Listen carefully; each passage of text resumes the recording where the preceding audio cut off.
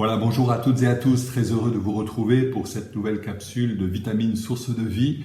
Nous sommes le vendredi 5 février et nous croyons encore que Dieu a en réserve de bonnes choses pour nous. J'aimerais ce matin lire ce verset de l'Écriture qu'on trouve dans l'Ancien Testament, dans le deuxième livre des Rois, au chapitre 19 et au verset 32. Nous lisons ceci. « C'est pourquoi, ainsi parle l'Éternel à l'égard du roi d'Assyrie, il n'entrera point dans cette ville, il n'y lancera point de flèches contre elle, il ne lui opposera pas de bouclier, n'élèvera pas des retranchements contre elle, il s'en retournera par le chemin par lequel il est venu. » Il y a là une parole prophétique de la part de l'Éternel concernant la protection de Jérusalem, parce que le roi d'Assyrie, Sennachérib, a l'intention de l'assiéger et de la détruire. Mais Dieu ne l'entend pas de cette oreille. La parole de Dieu nous affirme, alors qu'il y a un danger imminent, alors que l'ennemi est là pratiquement aux portes de la ville, Dieu dit dans sa souveraineté que l'adversaire n'aura pas moyen même de lancer une seule flèche, même de mettre des engins de siège contre la muraille de Jérusalem, cela ne lui sera pas autorisé.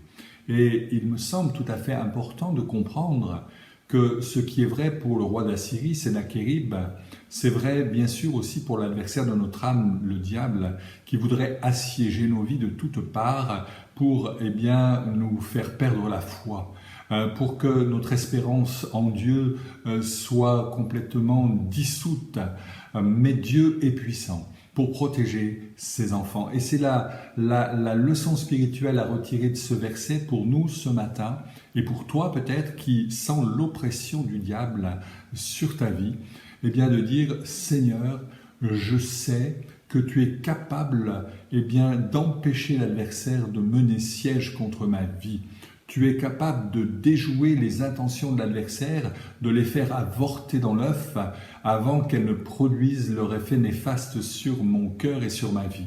Seigneur, je veux me confier en toi parce que celui en qui j'ai placé ma confiance est plus grand que celui qui est dans ce monde. Le prince de ce monde a été vaincu à la croix. Jésus a triomphé de l'adversaire de ton âme et c'est pourquoi je t'invite ce matin non pas à baisser la tête résigné devant l'adversité, mais à la relever et à déclarer haut et fort que le Seigneur ton Dieu ne permettra pas même que l'adversaire ne puisse décocher une seule flèche contre toi, un seul trait enflammé. Que le Seigneur te vienne en aide, que le Seigneur te secoure et que le Seigneur te remplisse d'actions de grâce par l'Esprit Saint pour affirmer haut et fort aujourd'hui que comme pour Sennachérib, l'adversaire est déjoué, est battu et qu'il n'a plus de prise sur ta vie parce que tu appartiens à ton Dieu et à ton Seigneur et à lui seul. Alors rends grâce à Dieu aujourd'hui avant de commencer cette journée et déclare que l'Éternel est vivant. Et si tu veux bien, on va le faire ensemble.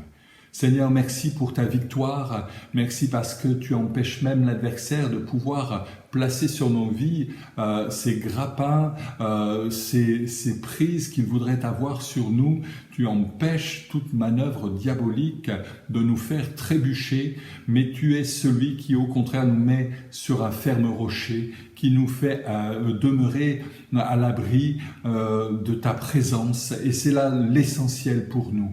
Merci Seigneur pour ta victoire, celle qui a été concrétisée à la croix.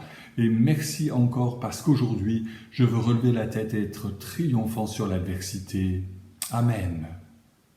Gloire à Dieu, que Dieu vous bénisse en cette journée.